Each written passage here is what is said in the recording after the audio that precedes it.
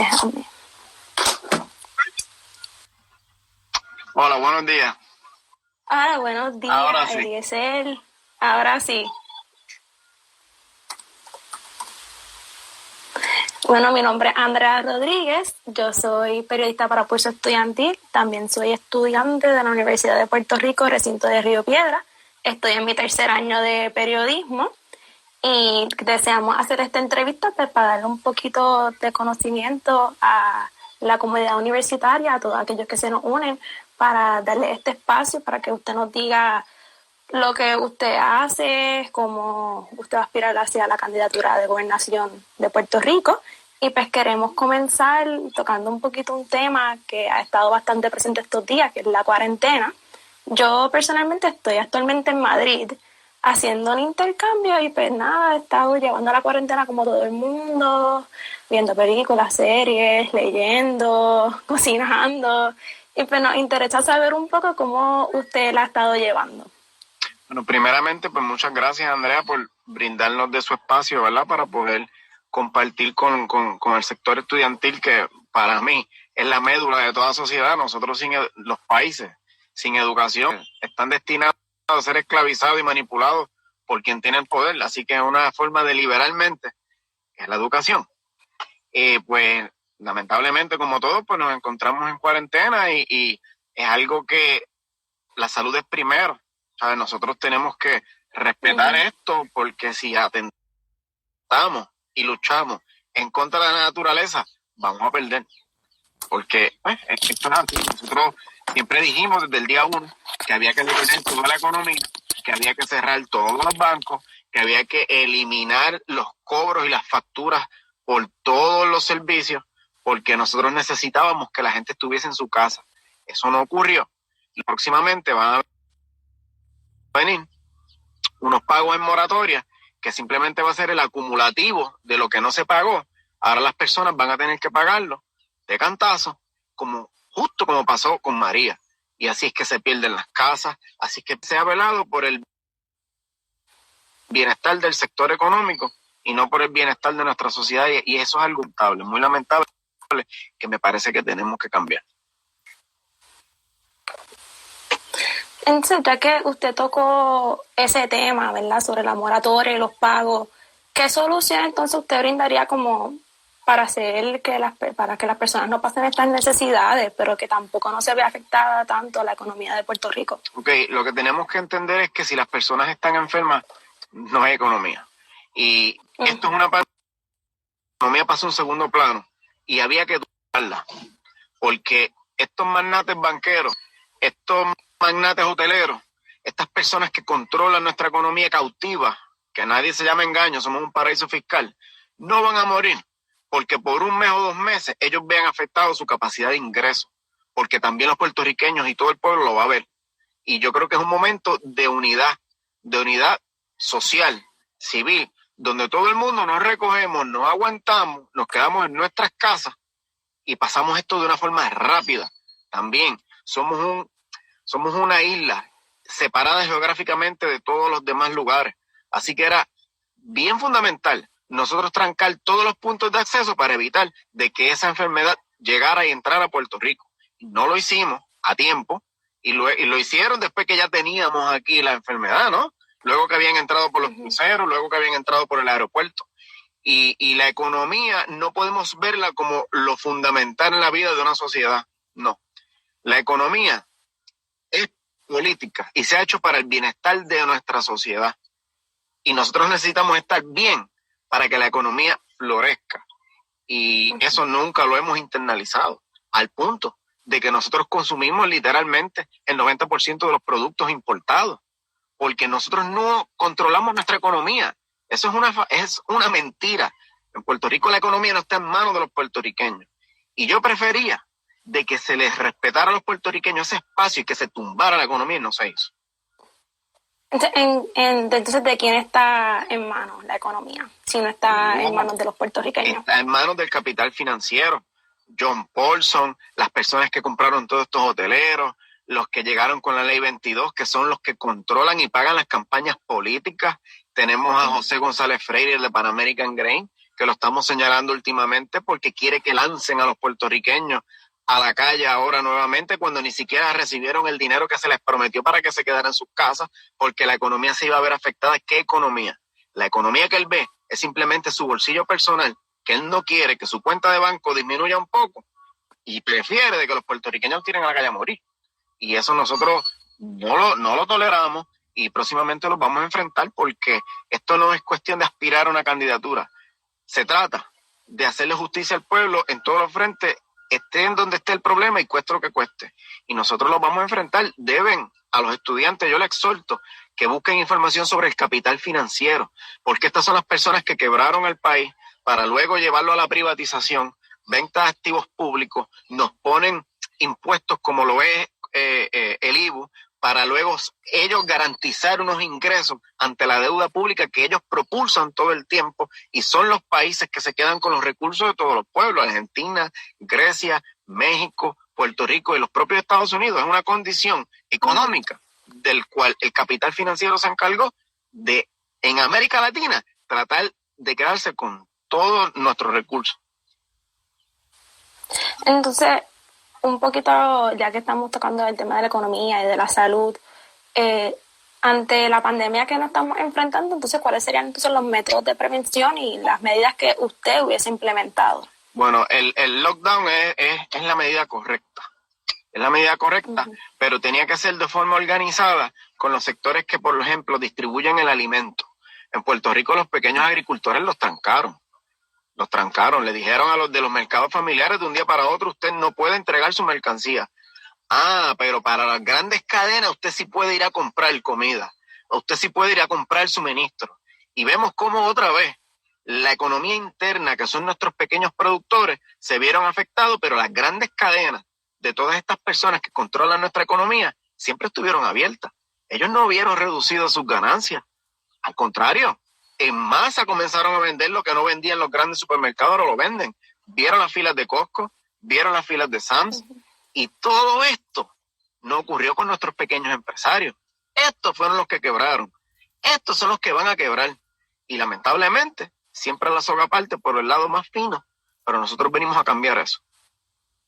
Y hay que hacerlo. Entonces, usted está expresando que entonces usted le hubiese dado la oportunidad a esos pequeños comerciantes para poder vender sus productos y seguir funcionando como la normalidad. Claro, de forma organizada, usted puede hacer las filas como lo hace en un supermercado grande, lo podía hacer en un mercado familiar, con sus debidas precauciones, con las mascaritas, con los guantes, incluso se le podía dar un crédito a todos estos empresarios para que distribuyeran esos alimentos directamente al hogar de las personas y evitar este flujo de personas conglomeradas en un lugar para buscar su suministro.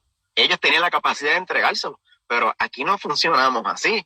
Aquí funcionamos de que usted tiene que ir donde ellos. Debió ir al banco, debió ir a Costco, debió ir a Sam, pero es que el banco no tenía la capacidad de hacer transferencias electrónicas y que las cuentas estuviesen directamente relacionadas a los ingresos que iban a recibir y que nuestros ancianos no tuviesen que estar yendo al banco a cambiar el cheque, a hacer los pagos, porque ellos parten de la premisa de que todo el mundo tiene una computadora y un teléfono y lo puede hacer de forma electrónica. Hay personas que de avanzada edad no están conectados en ese mundo. Entonces uno tiene que proveerle las herramientas, pero eso le cuesta. Y como le cuesta, el gobierno nunca le impone esa política pública. Y yo creo que es hora de transformar a Puerto Rico y quitarle ese poder a la banca que ellos creen tener sobre todo el mundo y nos obligan incluso hasta poner nuestra vida en alto riesgo porque ellos no habían reducido sus ingresos y ellos no se iban a morir porque por un mes dejarán de cobrarle a las personas. Me acaban de notificar que Primera Hora reportó que Agricultura está proveyendo cajas a muchas personas de pequeños comercios para que entonces puedan vender sus productos locales por redes sociales y a distancia. ¿Tiene algo que expresar acerca de eso? Te lo voy a decir de esta manera y en forma de pregunta. ¿Hace cuándo empezó la pandemia? Sí, hace ya un par de semanas ya. ¿Cuándo el secretario de Agricultura anuncia eso?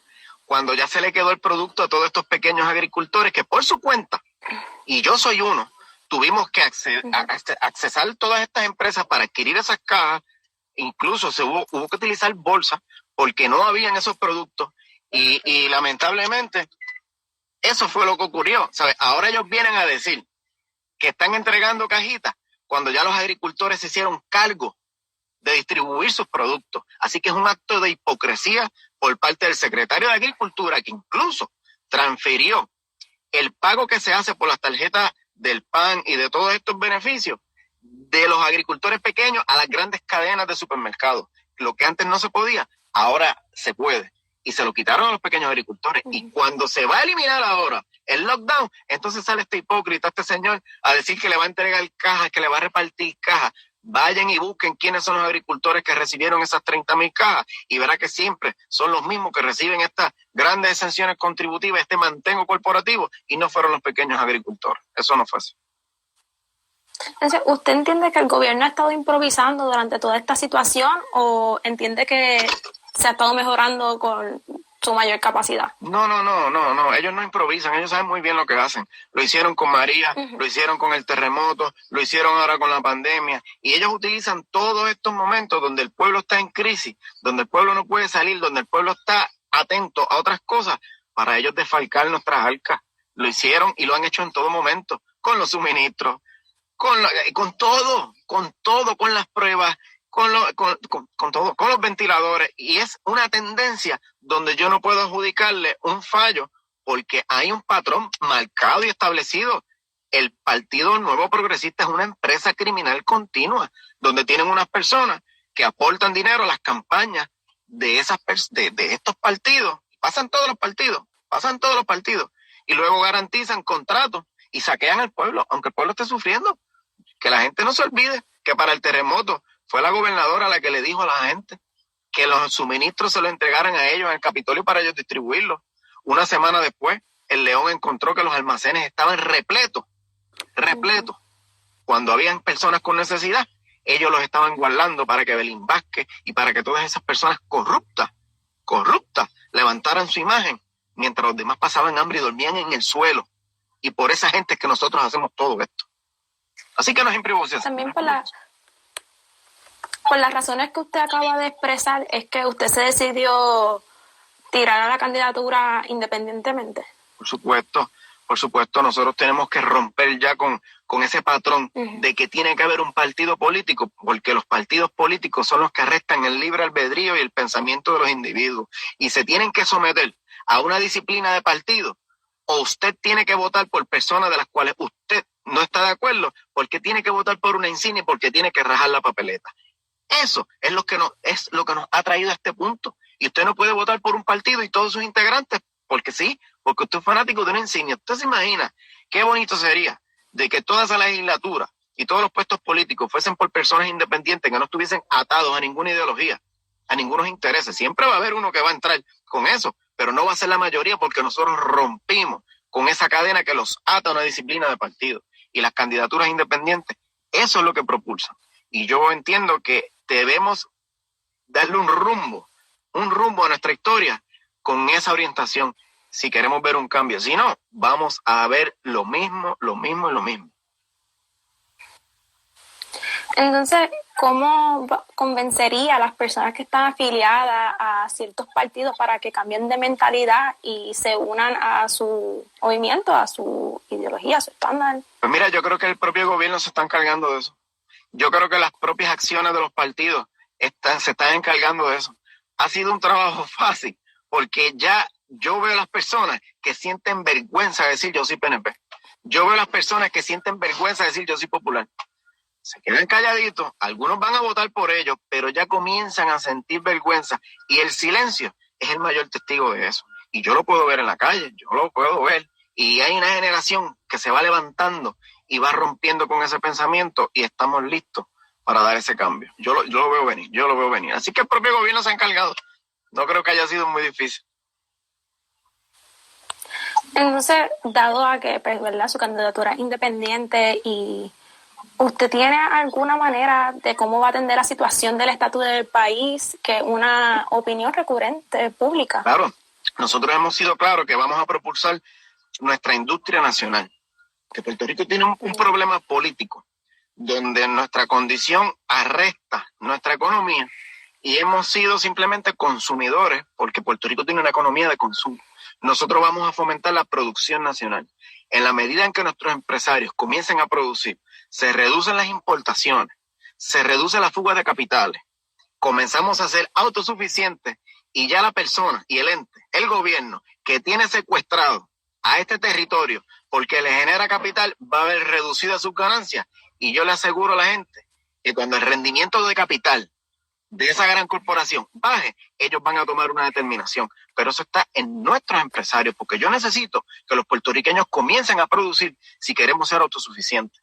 Yo quiero ver que todos esos estudiantes, cuando terminen, ya tengan un lugar donde trabajar y no se tengan que ir, porque la fuga de cerebro nos está matando. Por lo mismo, en un país que no produce, que está destinado al consumo, la tasa de empleo es baja. Los gastos son muy altos y nos vemos limitados para poder emplear al recurso que estamos entrenando desde pequeñitos, porque nosotros tenemos un sistema de educación que desde kinder hasta grado universitario lo vamos financiando, pero cuando terminan, ¿qué sucede? No tienen empleo y se tienen que marchar. Así que nosotros ese dinero que estamos invirtiendo no lo estamos bien utilizando, porque somos empleados y no empleadores. Por eso, a ustedes y a mí también me lo hicieron, nos enseñan a hacer un resumen y no un plan de negocio, porque quieren que seamos trabajadores y empleados de alguien. Y eso hay que cambiarlo si queremos construir una sociedad autosuficiente. Entonces, ¿podría explicar en qué consta el problema de producción que usted observa en la economía puertorriqueña? Los altos costos de producción y las variables económicas. Puerto Rico no tiene el control de las variables económicas y los altos costos de producción le restan competitividad al producto elaborado en Puerto Rico.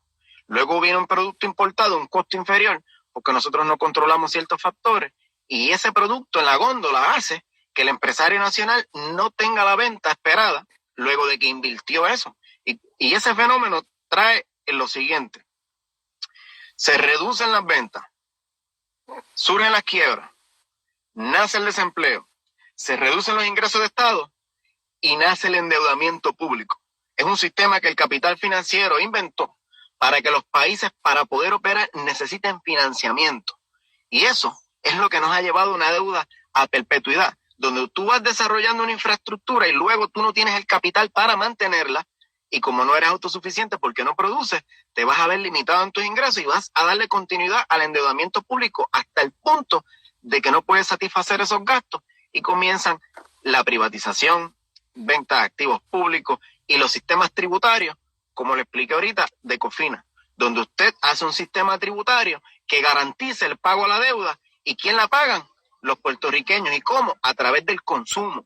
Y nosotros tenemos un mazo de políticos corruptos que nos llevaron a ese punto, y llegó el momento de que los puertorriqueños nos enfrentemos con data empírica y con todos estos hechos para ver cómo se nos van a escapar. Así que yo espero que cuando llegue ese debate, ellos tengan la respuesta, porque van a tener que enfrentarlo.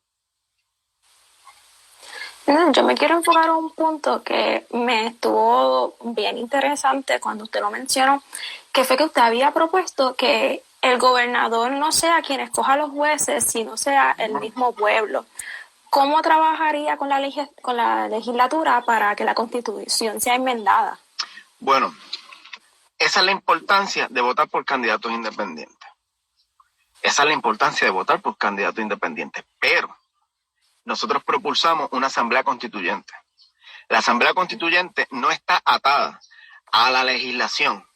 Simplemente es la voluntad del pueblo expresada en un colectivo. Y cuando eso ocurre, es que entonces usted logra una constitución que sea afín a su sociedad. Y nosotros tenemos que hacerle un cambio radical a lo que no funciona hoy. Porque nosotros tenemos jueces que los escogen los políticos, que luego van a robar. Y estos jueces están lamentablemente atados a que la decisión que puedan tomar, si es en contra de su empleador, el contrato que viene próximamente cuando expire, no lo va a tener. Así que han logrado crear un sistema donde se le brinda la impunidad a la corrupción a través del nombramiento de los jueces por los políticos como Héctor Martínez, como Tomás Rivera Chat, como todo lo que hemos visto una y otra vez y se repite. Y lo que no funciona hay que cambiarlo, porque no podemos continuar haciendo lo mismo esperando un resultado distinto, pero eso tiene que estar en las manos del pueblo. Por eso propulsamos una asamblea constituyente. Nosotros tenemos una constitución que no es afín a nuestra sociedad, solamente le da rentabilidad al capital financiero. Ahí tenemos la triple exención contributiva, ahí tenemos los pagos de los bonos de obligaciones generales. ¿Cómo es posible que yo primero corto los servicios de mi país, de salud, de educación, de los pensionados, para garantizar el pago a unos acreedores que compraron en un mercado secundario, donde ellos hicieron todo esta andamiaje para llevarnos a la quiebra? Y nosotros tenemos que pagarle primero a ellos, antes de que nuestro pueblo reciba los servicios esenciales. Esa es la estupidez más grande que ha estado plasmada en nuestra Constitución, y nos han entretenido para no enfocarnos en esos factores. Y los jueces, el nombramiento de los jueces, es uno de esos. Nosotros eso tenemos que cambiarlo de forma radical. Yo escuché por ahí que proponían hacerle cambios a la Constitución para sacar un gobernador, para hacer una segunda vuelta. Más importante que todo eso es lo que yo te acabo de decir, porque ya un gobernador, nosotros sabemos cómo sacarlo en 12 días sin tener que ir a unas elecciones. Ya un gobernador, nosotros sabemos cómo tenemos que pararlo. Pero mira cómo no hemos podido parar al capital financiero. Así que nuestra Constitución tiene que ser afín a nuestra sociedad, porque para eso es que se hacen las constituciones, no afín al capital financiero. Y eso va atado con la pregunta que tú me haces. Y esa Asamblea Constituyente la vamos a propulsar desde el día 1 que lleguemos. Entonces, hablando un poco sobre las cosas que forman un país, que es la educación, algo tan importante, ¿cuál es su propuesta para entonces mejorar el sistema de educación del país? Mira, nosotros teníamos un sistema de educación autosuficiente, público, porque los sistemas de educación y de salud tienen que ser públicos, porque tú no buscas un retorno de inversión. Esto es desarrollo económico, donde tú haces una inversión y a largo plazo tú vas a obtener un beneficio. Cuando yo me crié, que era pequeño, nos daban clases de agricultura, había papel, había tiza, había un artefacto que se llamaba el mimeógrafo, que le daba vuelta, y los maestros imprimían el examen al momento, y eran autosuficientes. De ahí salieron miles de profesionales de nuestro sistema de educación pública. Pero de pronto, me parece que fue para el 1993 por ahí, llega el pedrófugo malandrín de Pedro Rosselló, y este señor convirtió el sistema de educación en el Departamento de Educación y lo llevó a la privatización de servicios. Cuando eso ocurrió, llegaron estos contratistas que luego se hicieron millonarios y ya no llegaba el dinero a los salones de clase, ya los maestros no tenían materiales, ya vimos cómo la planta física comenzó a desmejorar, ya vimos cómo todo nuestro sistema educativo, desde kinder hasta grado universitario, fue colapsando, y el gobierno lo ve como una carga y no como una inversión. Eso ocurrió por tratarlo como si fuese un negocio, y nosotros proponemos retomar lo que en un momento fue funcional, y es que se elimine todo tipo de contratación privada para nuestro sistema educativo y de salud. Eso incluye a las aseguradoras de salud, que sé que no me lo preguntaste, pero va atado uno a la otro. Todo lo que sea servicio, el gobierno tiene y debe administrarlo para garantizar que toda su ciudadanía tenga ese acceso y que no se vea limitado al interés capital de unos cuantos. Y no hablamos de socialismo, porque rápido vienen algunos y dicen, eso es socialismo. No, eso es justicia social. La justicia social tiene que tener cabida en todo sistema de gobernanza, porque es para nuestra sociedad que nosotros gobernamos. Así que nuestra educación tiene que ser pública, más recintos, yo prefiero más escuelas, antes de seguir viendo cómo se expanden los bancos y todos estos grandes empresarios que cautivan un mercado y han convertido nuestra educación y nuestra salud en un negocio, y eso hay que pararlo. Entonces, usted quiere también asegurar, ¿verdad?, que todo ciudadano pues pueda tener un acceso gratuito entonces a la educación y a la salud, pero trayéndolo un poquito a los momentos que estamos viviendo ahora, ¿cómo aseguraría una educación continua para los estudiantes del sistema público? Porque al tú no verlo como un negocio, el dinero sobra. Y aquí todo el problema ha sido dinero. Aquí hay dinero para tú pagar 38 millones de dólares por unas pruebas que valen $10 cada uno. Pero no hay dinero para pagar a la universidad. Aquí hay dinero para dar 20.600 millones en exenciones contributivas a unos grandes empresarios. Pero no hay dinero para pagarle a nuestros maestros. No hay dinero para proveerle las herramientas. Incluso nosotros hemos diseñado un modelo de cooperativismo donde estos planteles van a pasar a manos de los maestros, no vendérselo a los Felizplaus de la vida por $1, dárselo directamente a los maestros para que los maestros no vivan en la incertidumbre de que tengan que estar todos los años esperando a ver dónde los van a reubicar, porque ya ellos van a tener su planta física que se adapte al lugar más cercano donde ellos vivan, y que sean los maestros quienes hagan el inventario de todos los materiales que necesite y que el gobierno directamente, sin intermediarios, busque quién le pueda suplir y llevarle el material que necesiten por contabilidad y por bajo costo, no por los intereses de uno que otro contratista que metemos ahí a suplir. Y ya que me trae este asunto, también proponemos eliminar el sistema de los exámenes. Eso es un modelo anacrónico que hemos tenido, que nosotros mismos estamos penalizando a nuestros estudiantes porque tal vez no dominan una materia, y estamos nosotros mismos penalizando tal vez a un buen matemático porque en historia tal vez el tema no le interesa. Entonces es nuestra responsabilidad identificar cada potencial y cada debilidad que tiene cada estudiante y brindarle las herramientas para lograr tener el mejor futuro para cada uno, de forma personalizada. Y nosotros no somos así. Nosotros tenemos un sistema que hasta por tiempo, yo te pongo un examen y te doy un tiempo, te limito y te obligo a quitarte tiempo para meterte presión y que tú me des una respuesta. Cuando la respuesta más coherente es la que tú te detienes a pensar y ver las consecuencias que puede tener tus decisiones. Aquí no nos enseñan eso. Aquí nos enseñan, dale, contesta que se te acaba el tiempo. Dale, contesta que se te acaba el tiempo. Y eso es un sistema anacrónico que tenemos que simplemente abolir. Y las contrataciones privadas. 0 contratistas privados. Incluso, perdóname. Ahora mismo los maestros, claro, a los maestros los obligan a coger unas tutorías por unos bandidos que simplemente lo que hacen es que restan el presupuesto para desarrollar grandes intereses de capital. Y yo los conozco, ponen personas que ni siquiera tienen estudios para darle tutoría a nuestros maestros de cómo deben improvisar.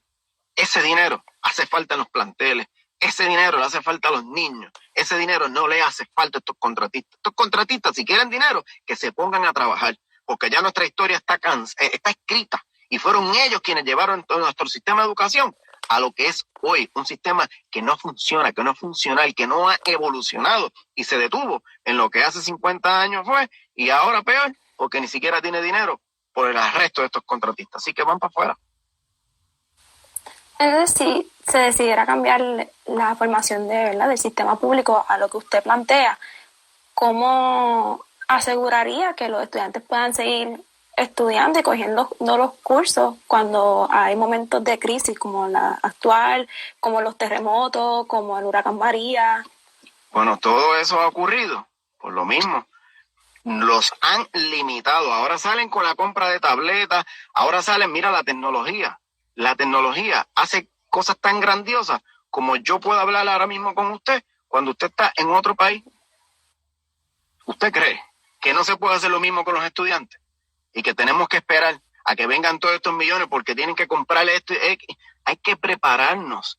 Y usted lo hace una vez y luego le da continuidad y mejora. Pero nosotros nos han atrasado en todos los sentidos en los sistemas energéticos. Ahí tenemos unas generatrices anticuadas para todo el tiempo estar justificando la privatización, la compra de nuevos materiales. Y eso es lo que nos ha matado. Nosotros tenemos que ir a la vanguardia con el futuro y no lo hemos hecho. Y no necesariamente tú tienes que estar en un salón para tú poder educar a un niño. Muchas veces lo puedes hacer desde su hogar. Y esas cosas, si tú las haces a tiempo, no esperas a que llegue una crisis para luego improvisar como están haciendo. Entonces, hablando sobre el tema de la educación, ¿qué usted opina sobre los recortes y los aumentos en la matrícula que experimentan los recintos y las unidades del sistema de la UPR? Lo mismo. Lo ven como un gasto, no lo ven como una inversión. Y todo eso se acaba el día que tú haces la educación accesible y gratuita. Estamos hablando de educación gratuita que tiene un costo, que es nuestro deber, identificar cuál es la fuente de ingreso que satisfaga ese gasto. Y no lo hemos hecho. Damos grandes exenciones contributivas, pero no ponemos a esas personas a cobrar. Ahora mismo, la ley 22 es lo más absurdo que se ha hecho en Puerto Rico. Yo no he visto un político que nos diga cuál fue el retorno de inversión de haber dado esos beneficios contributivos para convertirnos en un paraíso fiscal. Si esas personas pagaran contribuciones, usted tiene dinero suficiente para pagar el gasto de educación pública que necesita nuestra gente. Hay que tomar prioridades. O son unos cuantos o es el pueblo. Y nosotros estamos del lado del pueblo. Y esos cuantos que se ajusten, porque nosotros vamos a darles duro. durísimo, y lo estamos haciendo y lo vamos a continuar haciendo cueste lo que cueste, porque nosotros estamos aquí para trabajar para el pueblo, y cuando tú te metes en esto, no es para complacer a todo el mundo, es para hacer lo justo, y lo justo es suplir la necesidad del pueblo. Y si estas personas quieren un paraíso fiscal, pues que se vayan para Tortola, que se vayan para Islas Vírgenes, que se vayan para Suiza, que escojan el Panamá, el que quieran. Pero a mi gente no la vamos a sacrificar, porque las cuentas de esas personas, de esos individuos, se les garantizan sanciones contributivas. De algún lado tiene que salir el dinero y tiene que ser de producción, no de impuestos, de producción. Tenemos que producir como pueblo, tenemos que generar empleo nosotros, empresas puertorriqueñas, procesadores de alta tecnología, empresas agrícolas, empresas farmacéuticas que sean de los puertorriqueños, porque es de la única manera que nuestro producto nacional puede aumentar, y así se garantizan mejores salarios, así se garantiza el que aumente la oferta laboral, que ahora mismo no tenemos, porque somos una economía de consumo. Así que va una cosa atada a la otra. Tenemos que levantar nuestra industria nacional si queremos pagar un servicio de salud universal, si queremos pagar un sistema de educación universal. Todo esto tiene que salir de algún lugar y tiene que ser del trabajo, no del mantengo, ni de como todos los políticos nos acostumbran, no, porque vamos a pedir fondos federales, y tenemos una civilización que está esperando siempre eso, a ver quién le promete más fondos federales. Y a mí eso me da vergüenza, de que nosotros tengamos que tener unos políticos que estén todo el tiempo diciendo que van a pedir fondos, carajo, que se pongan a trabajar, que le den incentivo a nuestros productores nacionales para que sean autosuficientes. Hay que eliminar la dependencia, y esa dependencia es lo que nos ha llevado a este punto, y tenemos que salir de ahí o vamos a terminar sin país. Yo quiero hacer una pausa bien corta, y me disculpa, para aclararle a la audiencia que no está viendo que la pregunta que ustedes están haciendo, Pulso Estudiantil la está anotando y la vamos a estar contestando al final del live, ¿ok? Para seguirse continuando con el tema, la Junta de Control Fiscal es la que decide el presupuesto.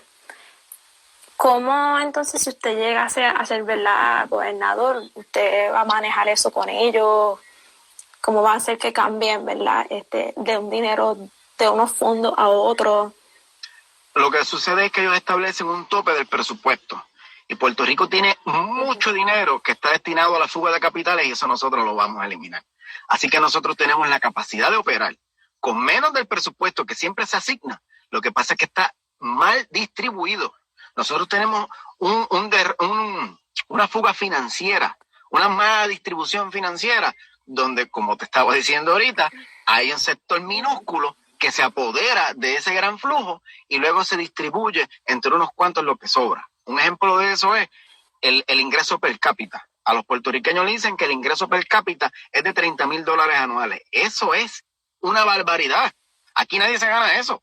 Lo que pasa es que ellos cogen el monto total del Producto Nacional y lo dividen entre la totalidad de las personas que viven aquí, pero esa no es la realidad. Aquí hay un 10% de personas que se quedan literalmente con más del 80% del flujo de dinero que tenemos en Puerto Rico. Y eso tiene que acabar. Eso tiene que acabar. Tenemos una mala distribución financiera. Existe algo que se llama el coeficiente Gini, donde se mide la desigualdad social, y Puerto Rico está en 0.6. O sea, Puerto Rico tiene una desigualdad social increíble.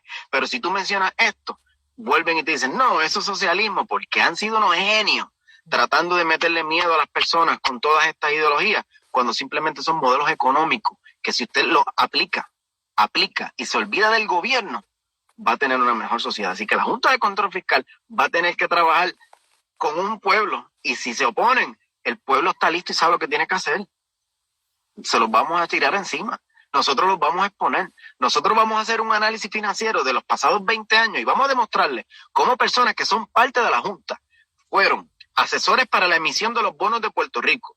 Luego que quebraron, los devaluaron, y esas mismas personas fueron al mercado secundario a participar de compañías que compraron los bonos devaluados para luego con cabilderos pagar a los políticos corruptos para que le garantizaran pagos y le garantizaran aumentos en el valor de los bonos. Por ejemplo, en los de Cofina, donde bonos de 20 centavos dólar le garantizaron 93 centavos dólar. ¿Y quién hizo eso? La Junta de Control Fiscal.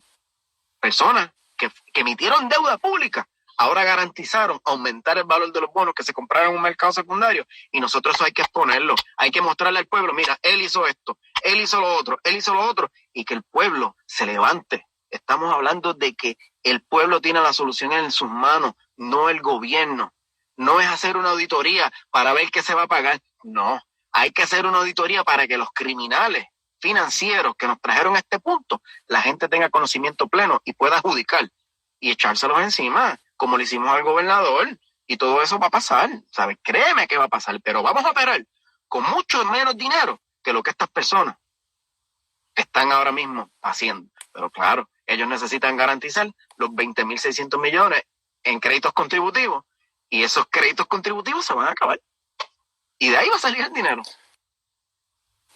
Entonces, usted está proponiendo que si la Junta de Control Fiscal, ¿verdad?, no accede a las cosas que usted desea hacer con los fondos, que el pueblo debe de ir a manifestarse y a protestarse en contra de la Junta de Control Fiscal. Sí. ¿Usted estaría ahí en las manifestaciones con ellos, aunque sea el gobernador? Al frente, como siempre hemos hecho, porque cuando el reclamo es justo, no es una protesta, es un reclamo de justicia. Y nosotros no podemos tener temor a simplemente pararnos ahí enfrente y coger un megáfono cuando el reclamo es justo, porque las luchas justas en la historia no han sido color de rosa, están escritas así, no ha sido por diplomacia, están escritas de esa forma, y un pueblo tiene que levantarse ante la injusticia. Y si ellos no aprueban el presupuesto, Puerto Rico está diseñado para que se opere con el presupuesto del año anterior. Así que si hay que trabajar con el presupuesto del año anterior, se trabaja con el presupuesto del año anterior, pero van a haber unos ajustes en unos créditos contributivos que, como por ejemplo, esta persona Carrión tercero, que está ahí, él tiene unos intereses en las compañías de seguro, pues nosotros nos vamos a encargar de que las compañías de seguro comiencen a tributar y los vamos a poner a ellos a pagar, porque él dice que tiene un estilo de vida que no se puede ver afectado, que no, con $1,500 mensuales no se puede pagar, ¿y por qué mi gente sí? Y él no, pues va a tener que hacer sus ajustes si quiere vivir en Puerto Rico, le gusta o no. Entonces, hablando sobre también todo eso de la gobernación, quiero que usted abunde un poquito sobre unos comentarios que usted ha hecho de que si usted llega a ser el gobernador, usted no cobraría por estar en el cargo. ¿Usted no puede abundar un poquito sobre las razones detrás de eso? Entonces, ¿cómo usted se mudaría a Fortaleza, se quedaría en su casa? Yo me quedo en mi casa. Yo me quedo en mi casa, me quedo con mi carro, y yo tengo una finca que me he encargado de, con muchos años de sacrificio, ir desarrollando para crear mi autosuficiencia personal. Pero nosotros tenemos que darle un ejemplo al pueblo. Hay que darle un ejemplo al pueblo porque lamentablemente tenemos politiqueros que aspiran a la política para hacer una carrera personal y no ir al servicio público, porque estamos hablando de servicio. Y cuando usted va allí y se le garantiza un sueldo, se amarran a esa silla que después no hay quien lo saque. Y pasan con los alcaldes y después ponen a los hijos y después, mira, la gobernadora tenía las 2 hijas trabajando en el sistema de gobierno y a su esposo como juez. Vividores del gobierno, vividores, son unas rémoras. Así que nosotros tenemos que dar el ejemplo. Y yo no es que sea millonario, porque muchos van a decir, eso es que tiene... No, si yo vivo igual que todo el mundo, a mí se me atrasa el agua, a mí se me atrasa la luz, pero yo he creado una finca que yo no uso cadena, yo no uso pulsera, yo no uso reloj, yo me ajusto a lo que mi estilo de vida puede hacer y garantizo unos ingresos, y ahí está la finca, mínimo voy a tener guineo para comer, pero de hambre no me voy a morir. Así que nosotros tenemos que dar el ejemplo. Esto se llama sacrificio, y no todo el sacrificio se hace con una pistola en la mano y declarando, no. Hay sacrificios laborales que te llevan a demostrarle a las personas que sí se puede, que si usted pone empeño y desarrolla un proyecto personal, eso se puede multiplicar para que todo un país pueda emularlo y crear autosuficiencia. Y por ahí es que va la cosa. Entonces, yo también quiero tocar un tema que ha sido muy importante, por lo menos en la generación de ahora y en los universitarios, el tema del género. ¿Qué medidas entiendes que se pueden tomar para atacar la situación urgente de violencia de género que enfrenta el país ante los 8.227 casos de violencia doméstica que fueron registrados en 2017 por la Oficina de la Procuradora de Mujeres? Mira, Puerto Rico tiene un problema serio, y no tanto de violencia de género, de violencia. Nosotros tenemos seres humanos que simplemente se matan por una discusión de carro a carro. Nosotros tenemos seres humanos que se matan por una discusión de un estacionamiento en un centro comercial. Y nosotros tenemos un problema psicológico, lamentablemente, un problema social que todo este sistema político ha creado. Nosotros necesitamos una igualdad en todos los sentidos, que se respete cada individuo, pero tiene que haber penalidades por las acciones que se hagan en contra de eso. Nosotros no podemos seguir simplemente que con una querella todos salen a la calle y nunca pasa nada. Ahí tienen el caso de Alexa. Mira cómo la mataron, mira cómo rapidito vienen y cogieron unas personas. ¿En qué paró eso? Para en nada, porque nosotros tenemos un sistema que si usted coge a alguien fumándose un tabaquito de marihuana, va preso directamente, pero si usted tiene a alguien que le rompe la cara a su pareja, pues tal vez se le pone un grillete y lo dejan por ahí, y no estamos atendiendo las cosas de forma justa. Tiene que haber penalidades severas para quienes cometan la violencia en todos los géneros. No hablamos de uno, la violencia como tal. Y tiene que haber medidas que atajen eso, pero, ojo, porque el problema es psicológico. Así que nosotros tenemos que identificar qué factores son los que inciden sobre la mente de nuestra gente para nosotros trabajar de forma ordenada y garantizar mejor trabajo psicológico para distintos sectores, y muchas cosas de estas, hasta la propia televisión y la propia prensa, es lo que lo propulsa. Yo me acuerdo antes que había un periódico que se llamaba El Mundo y El Vocero, y la portada siempre era un asesinato con alguien con sangre. Tenemos novelas de un colombiano que es narcotraficante, tenemos novelas turcas donde se matan, y todo eso afecta a la salud mental de las personas, y no lo estamos viendo, lo vemos como algo normal. Pero tú tienes un niño pegado en el televisor todo el tiempo viendo eso, ya usted sabe cuál va a ser la consecuencia. Lo va a tomar como una conducta normal. Y eso pasa en todos los géneros. Así que nosotros tenemos que ser equitativos en todo. Cuando digo en todo, es en todo. No tolerar el que un hombre le dé a una mujer, pero tampoco tolerar el que un hombre le dé a un hombre. Estamos hablando de violencia. Y la violencia per se es lo que está mal. Y nosotros tenemos que simplemente ser más severos en cuanto a eso.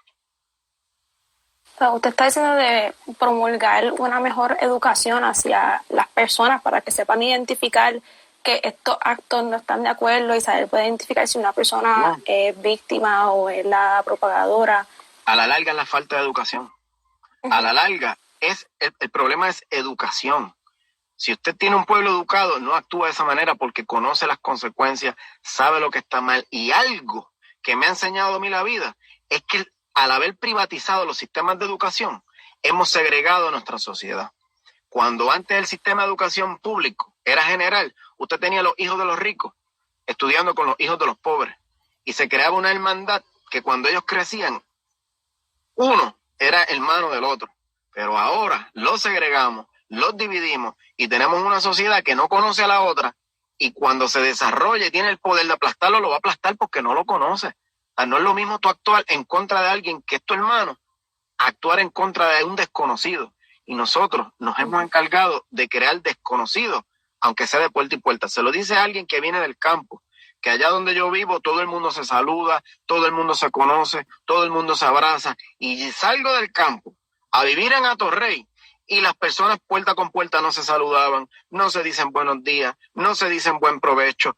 Y tú ves esa separación social que ha creado el sistema, y ahí es donde está el problema. Es educación, y el sistema se ha encargado de dividirnos como sociedad, y ahí nace la violencia. De hecho, la falta de empleo genera eso también. Hay personas que van y roban, y todo esto ocurre porque nosotros no somos una sociedad funcional, y yo creo que el primer paso es reconocerlo.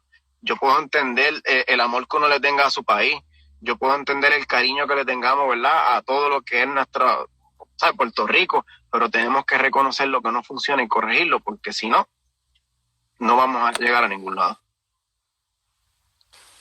Me llamó también un poquito el comentario que usted dijo de los periódicos, ya que pues yo soy periodista. ¿Cómo usted entonces espera que los medios de comunicación no tomen estas gestiones o estos acercamientos hacia estas situaciones, pero si tampoco ponerle una censura?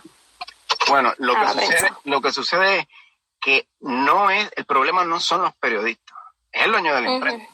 Cuando surge la imprenta, lo que se publica es la voluntad del dueño de la imprenta, no la voluntad del pueblo.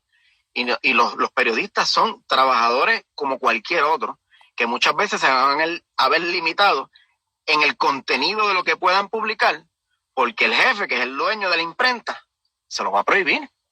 Le va a decir cómo ustedes tienen que actuar. Y por eso es que nosotros hemos utilizado las redes sociales. Yo creo que se puede hacer prensa sin tener que pertenecer a esta estructura corrupta, como por ejemplo es la familia Ferrer Rangel. Entonces yo tengo unos periódicos y unos rotativos que la opinión publicada es la que ellos ponen, pero no es opinión pública. Y eso no es censura.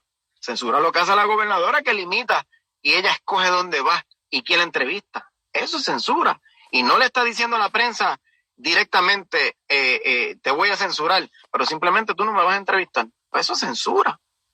Eso es censura. Eso es lo que hacen los países comunistas, como dicen ellos. ¿Ves? Así que no se puede ser hipócrita, hay que ser justo. Y la mentira no puede ser avalada en estos rotativos. No puede ser avalada en estos rotativos. Así que si se dice algo, lo cual es mentira, tiene que haber consecuencias para eso. Porque si yo digo algo y difamo a alguien y hay consecuencias jurídicas sobre mí, ¿por qué con la prensa no pasa eso? Y cuando digo la prensa, vuelvo y le digo, no es a los periodistas, es al dueño de la imprenta. Sí, es lo... ¿Usted también estuviera entonces abierto a promulgar y a que la gente favorezca un poco los medios que son independientes? Claro, vuelvo y le digo, hay que romper con esta hegemonía que tiene en este sector, que ha simplemente secuestrado nuestra sociedad utilizando inteligentemente unos recursos, lo cual ha limitado a los demás. Y eso es lo que ha ocurrido con el Nuevo Día. Ha limitado el desarrollo de otros rotativos. Lo han hecho. No nos vamos a llamar engaños. No son angelitos ni monjas de la caridad. Lo mismo ha ocurrido, por ejemplo, en el sector lechero. Usted escucha lo que son las 3 monjitas. ¿Y qué buenas son esas 3 monjitas? Son los forayedas que han utilizado agricultores a perpetuidad para ellos generar grandes ganancias. Y luego usted ve todos estos medios dándole promoción a las 3 monjitas, promoción a las 3 monjitas. Y pasa con todo en la vida es así. Y nosotros tenemos que educar a nuestra gente para que puedan identificar estos factores de quién le dice la mentira y quién no le dice la mentira. Así que la prensa debe ser libre. El pueblo debe ser libre, libre de acción, libre de pensamiento, libre de tomar determinaciones y no estar secuestrado a la opinión publicada de estos medios, porque mira lo que hacen con las encuestas. Cogen con 300 llamadas, le hacen una encuesta y le dicen la gobernadora va a ganar de forma abrumadora. Y allá le dieron a la gobernadora. Ese medio que le dio a la gobernadora, hoy se atreve a sacar una portada y darle a nuevamente. No lo van a hacer. Pero el día que lleguen las elecciones, las primarias, lo van a hacer. Y vuelven con la manipulación mediática. Entonces eso se contrarresta con prensa libre. Yo creo que se debe fomentar a que estos nuevos emprendedores se le den unos mecanismos para que ellos puedan hacer sus propios medios. Y entonces la verdad la va a tener uno o la van a tener todos. Pero así hay que combatirlo, quitándole esa hegemonía a esos grandes intereses. Entonces vamos a estar cogiendo ahora preguntas del público, o sea que si las personas tienen algunas preguntas para este candidato, pues por favor les vayan enviando, formulando, pensando, todas las cosas que ustedes quieren saber pues, para poder estar informados. Una de las que nos ha llegado aquí a Pulso Estudiantil ha sido para los confinados, ¿cuál es el plan de campaña para ellos? ¿Cómo el plan de campaña? La persona puede... Sí, la persona pues puede un poquito apuntar sobre la pregunta, a lo que pues, entonces pasamos a otra, la que la persona chequea. ¿Qué propones para los contratistas, para licitadores que inflan el costo de los materiales hasta 3 veces más de su costo original? Mira, en Puerto Rico se ha hecho una ley de gobernanza por el Contralor, donde no se permite del que se adelante, como están haciendo ahora, que le paguen el 50% al contratista para que luego él haga la compra. Pues en Puerto Rico han hecho un sistema donde no te permiten ir directamente con el distribuidor. ¿Y qué hacen? Buscan un intermediario. Y ahí es que entran todas estas pirañas que luego vienen a ser parte de las licitaciones y se las adjudica a los que ya ellos conocen, inflan los precios porque tienen que ir y pagar el producto para luego ellos entonces suplírselo al gobierno. ¿Es que acaso el gobierno no tiene la capacidad de ir directamente con el suplidor y hacer sin intermediario una negociación? Todas esas cosas hay que atajarlas. Todo eso hay que abrirlo al mercado, pero nosotros estamos secuestrados y eso hay que acabarlo. Yo digo que aquí hay que hacer subasta por cada proyecto que se haga que tenga que ver con $1. Si es más de $1, usted tiene que hacer una subasta. Te lo estoy diciendo porque tiene que ser en todos los sentidos, porque ahora mismo ellos se dividen y a veces te dicen el límite son 100,000 dependiendo del municipio. Entonces yo me llevo 5 contratos de $99,000 y no tuve que pasar por subasta, pero llegué literalmente a $500,000, llegan a $1 millón y eso lo hacen porque han manipulado todos estos procesos y hay que arrebatárselos de las manos, porque créeme, son unos mafiosos. Pero nosotros los entendemos y yo ahí, mira, yo trabajaba en construcción, yo soy graduado de ingeniería civil y una vez participé de una licitación para un contratista en el cual yo era el ingeniero de proyecto. Y cuando yo terminé con mi licitación, yo la entrego los pliegos y sale uno de los contratistas sin que se hayan abierto los pliegos. Sale uno de los contratistas y me dice, diantre, tú te fuiste bien bajito. Y yo, ¿por qué tú me dices eso? Y dice, no, pues porque él alardeando, porque ya yo me enteré, ¿sabes? Sin haberse abierto los sobres. Y te voy a decir, eso fue en OMEP. Sin haber abierto los sobres, él tenía conocimiento de cuánto era la cantidad, porque utilizan una serie de seguros que ellos te dan un big bond y todas estas personas se comunican entre sí y se distribuyen los contratos. Todo eso hay que eliminarlo. Usted no puede hacer subastas por invitación, donde yo invito a quien a mí me dé la gana. Tiene que haber libertad. Eso nosotros no lo tenemos. Por eso el de AS, se me olvidó el nombre de la entidad, fue convicto hace poco. Son corruptos. Entonces usted no puede dejar en las manos de esta gente. Todo ese sistema hay que abolirlo de forma completa. Pero al de los presos, en lo que me va abundando, nosotros hemos desarrollado un proyecto no tan solo agrícola, un proyecto donde vamos a integrar a la comunidad de los presos a que puedan trabajar para que se les dé la oportunidad de adquirir una experiencia y tan pronto ellos terminen, tienen que salir con el récord limpio, porque de nada me vale a mí yo tener una persona confinado para que cuando salga tiene el récord sucio y yo durante ese tiempo no lo enseñé ni le di las herramientas para que él se integrara a la sociedad. No me vale de nada porque cuando salga vuelve a delinquir. Así que nosotros tenemos que entrenarlo y ayudarlo. Tenemos que entender que muchas de estas personas cometen delitos no porque quieran. Muchos, no te estoy hablando todo, pero es porque la misma sociedad en la que vivimos a veces te lleva a tomar esas acciones. Y nosotros tenemos que entender que la salud mental no es igual en todo el mundo. Y tenemos que identificarlo. Y yo creo que los trabajadores sociales tienen que aquí jugar una labor fundamental, pero hay que darle las herramientas para que ellos puedan hacerlo, integrado con el sector laboral. Sí, yo quiero también aclarar un poquito que esta red social Instagram tiene en los lives solamente un periodo de tiempo de 1 hora, o que se nos está acabando la hora, pero si usted está de acuerdo que cuando se acabe, se tumbe el live, volver, entonces empezar otro para seguir contestando las preguntas de las personas. Cuando yo decidí hacer esto por el pueblo, es para el pueblo, así que estamos ahí, puestos para el problema, como dicen. Pues sí, hay que seguir. Perfecto, gracias. Para entonces seguir con las preguntas del público, aquí tenemos una que dice que al mencionar los grandes intereses, empresas Fonalledas, Ferrer Rangel, etcétera, ¿cuál es su plan para obtener capital para poder lograr avances para el país? Los incentivos industriales. Los incentivos industriales es una serie de dinero que el gobierno deja de cobrar porque supuestamente se le dan unas exenciones a estas compañías porque ellos generan empleo, porque ellos hacen X o Y, pero cuando usted le pregunta al gobierno cuál es el retorno de inversión y el saldo de yo haberle dado estos beneficios a esas compañías, no te dicen nada. Tienes que decirme cuántos empleos generaste, cuánto pagaste en contribuciones, cómo moviste la economía. Esos índices a nosotros los puedes buscar donde tú quieras, en el Instituto de Estadística, donde tú quieras, y no los vas a encontrar. Son secretos, son personas que ellos creen que tienen el control y lo tienen, pero ahí está el dinero. Entonces van a tener que probarlo. Por ejemplo, los subsidios. Aquí se le da unos subsidios a estas personas a perpetuidad. yo puedo darle subsidio a una compañía que vayan haciendo en un proceso de 5 años y cuando alcance autosustentabilidad, pues yo no tengo que darle más exención contributiva porque ya él produce y está listo para integrarse al mundo laboral.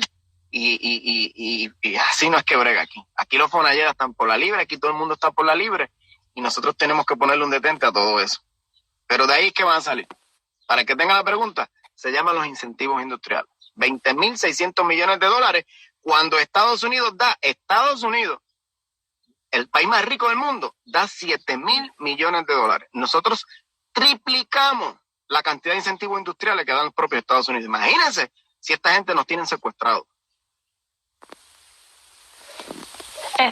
Otra pregunta que tiene una de la audiencia es que si traerías talento de afuera para trabajar en tu gabinete. Aquí hay suficiente talento y no hay quien conoce más la amargura que el que la vive. Y eso mismo nos dijo Ricky Rosselló, que había que traer personas de afuera, y luego venía Jay Fonseca y decía, sí, hay que traer personas de afuera y pagarle mucho, porque es un profesional, y así nos vendieron a la Kelleher, así nos vendieron a todos estos malandrines que llegaron y secuestraron a este país, y nadie conoce más el sufrimiento que el que lo está viviendo. Y tenemos que empezar a creer en nosotros mismos. Tenemos que empezar a creer en nosotros mismos. De afuera nos trajeron al FBI y mira a ver si arrestan a un corrupto. Ahí está la evidencia. De afuera nos traen el FBI, de afuera nos trajeron a Whitefish, de afuera nos trajeron a Cobra, de afuera nos trajeron a FEMA y el resultado está ahí. Pues yo creo que nosotros tenemos que ya expandir nuestra mente, que el puertorriqueño es capaz de atender sus problemas, pero tenemos que salir de la hegemonía de los partidos políticos. Su gabinete estaría entonces compuesto completamente de personas trabajadoras de Puerto Rico. Por supuesto. Oye, siempre tal vez viene alguien, pero uno tiene que conocer y uno puede medir el insumo que pueda traer. Uno no lo puede descartar, pero yo prefiero utilizar nuestra gente, que conoce cuáles son las necesidades de los demás, pero tú tienes que traer personas que hayan pasado por la necesidad. No esta élite que se ha criado en un mundo de fantasía donde te dice que todo en la vida ha estado bien, como Hernández Mayoral, el hijo de Rafael Hernández Colón. Para él este sistema político esto es lo más grande, pues claro, pues como él está siempre sentado en la silla del príncipe, él ha tenido todos los lujos y le ha sido todo accesible en la vida, pero él es el 1%